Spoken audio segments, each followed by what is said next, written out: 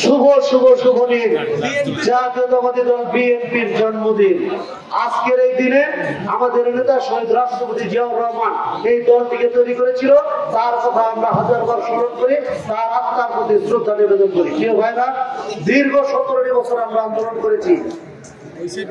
একটি প্রতিষ্ঠিত দেশ, যেই দেশটিকে ধ্বংস করার জন্য আমাদের পার্শ্ববর্তী রাষ্ট্র ভারতের পরিচালনায় যেই সরকারটি 17 বছর দেশটি পরিচালনা করেছে, সেই সরকারের অত্যাচার, নিপীড়ন, নির্যাতনের যত ফসল সব জাতীয়তাবাদী দল বিএনপির দেশকে বিতরণ করে এসেছে।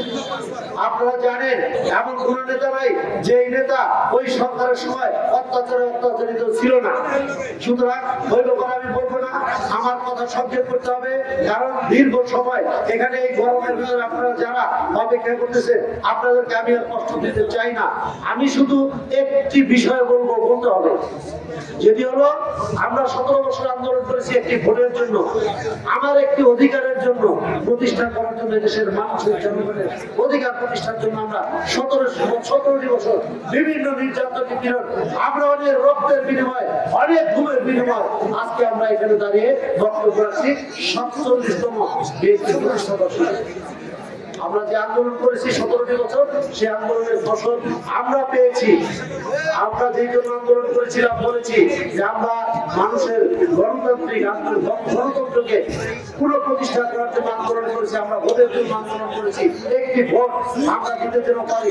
আমাদের দেশের দ্রব্যমূল্যের জন্য ছিল, জনগণের প্রয়াস ক্ষমতার বাইরে ছিল, সেটা প্রতিবাদে আমরা আন্দোলন করেছি, মানুষের কল্যাণের জন্য আন্দোলন করেছি। সেই আন্দোলনকে এতই জুলুম নির্যাতন করে ওই নির্যাতিত সরকার যারা পালিয়ে গেছে, তারা আমাদেরকে এমন ভাবে দাবিয়ে রেখেছিলেন যেই দাবানোর ফসলে এখানকার জাতীয়তাবাদী সম্পূর্ণ যত লোক বাংলাদেশে যারা বাস করত, তাদের ভিতরে সরকারের প্রতি একটা ঘৃণা জন্মে গিয়েছিল। ঠিক সেই মুহূর্তে ছাত্ররা যখন একটি অধিকার নিয়ে কোটা বিরোধী আন্দোলন করতে গিয়ে তাদের অধিকার, মেধা, নাট্যতা, এই স্লোগান নিয়ে যখন তারা রাজপথে এসেছিল, সেটাকেও তারা কখনো কিনতে চেয়েছিল, সেই কিনতে ব্যর্থ হয়ে তারা গুলি চালিয়ে হত্যা করেছিল। সেই রক্ত, তাজা রক্ত, ছাত্রদের রক্তের বিনিময়ে যখন আমরা 5ই আগস্ট একটি স্বাধীন, একটি বিতর্কিত মুক্ত দেশ, একটি সরকারকে পালিয়ে যেতে বাধ্য করা, সেই জনগণের যে আনন্দ মিছিল, সেই মিছিলে দেখেছি কেউ কেউ বলতে চেয়েছিল যে আমরা নতুন করে দেশ স্বাধীন করেছি। দেশ স্বাধীন কখনো দুইবার হয় না। আমরা 1971 সালে 30 লক্ষ শহীদের রক্তের বিনিময়ে দেশ স্বাধীন করেছি, 2 লক্ষ মানুষের ইজ্জতের বিনিময়ে দেশ স্বাধীন করেছি। এদের স্বাধীন হয়েছে শহীদ রাষ্ট্রপতি জিয়াউর রহমানের ঘোষণার মধ্য দিয়ে। সুতরাং সেই স্বাধীনতাকে আমরা অস্বীকার করবো, আপনারা অস্বীকার করবেন, এটা দেশে হতে পারে না। সুতরাং আমরা দেশ স্বাধীন করেছি 71 সালে, তখন আমাদের যে সংবিধান ছিল, সেই সংবিধান অনুযায়ী সংবিধানের পরিবর্তন হতে পারে, সংবিধানের পরিবর্তন হতে পারে, কিন্তু সংবিধানই আমরা রাষ্ট্রীয় কাঠামো সংবিধান মোতাবেক চলতে চাই। আমরা আগামী দিনে গণতন্ত্রকে ফিরিয়ে আনার জন্য অতি শীঘ্র একটি গণতান্ত্রিক সরকার প্রতিষ্ঠা করতে চাই। তার জন্য প্রয়োজন একটি নিরপেক্ষ নির্দলীয় সরকারের উপরে একটি নির্বাচন। যে নির্বাচন দেশের মানুষ ভোট করবে, যে নির্বাচন এদেশের মানুষ উৎসবমুখর পরিবেশে দিবে, সেই উৎসবমুখর পরিবেশে ভোট দেওয়ার জন্য আমরা একটি জাতীয়, এখানে একটি সরকার আমাদের আছে, যারা তাদের ইচ্ছাও আছে যে তারা একটি উৎসবমুখর পরিবেশে নির্বাচন দিতে চায়।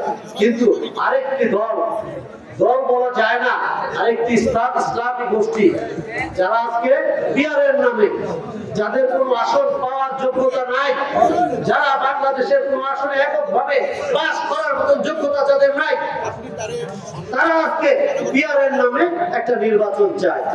এদেশের জনগণ বিয়ার বোঝে না, এদেশের জনগণ স্বৈরাচার বোঝে না, দেখতে চায় না। সুতরাং এদেশের মানুষ চায় গণতান্ত্রিক একটি সরকার, জনগণের ভোটে নির্বাচিত একটি সরকার। আর আমরা জাতীয়তাবাদী দল বিএনপি সেই দলের, সেই মানুষের প্রত্যাশা পূরণের জন্য একটি জিনিস প্রত্যাশা করি, একটি জনতার নির্বাচন, একটি গণতান্ত্রিক প্রক্রিয়ার নির্বাচন, গ্রহণযোগ্য একটি নির্বাচন। যে নির্বাচনে যে সরকার গঠন করবে, সে আগামী দিনে রাষ্ট্র গঠন করবে।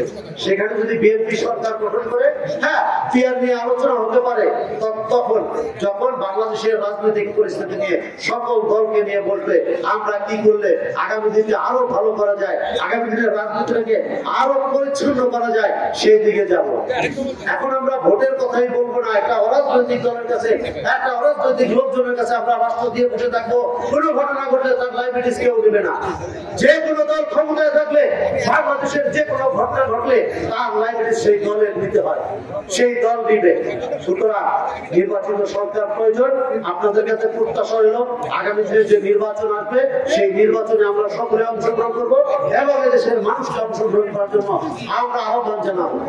আমরা বলবো আসুন আমরা নির্বাচন করি, নির্বাচনের পরে আমাদের যে সমস্ত আলোচনা আছে এই পিআর বলেন আর অন্য যা বলেন আমরা সংযোজন বিয়োজন যা যা লাগে বসে আলোচনা করে সরকার গঠন করি।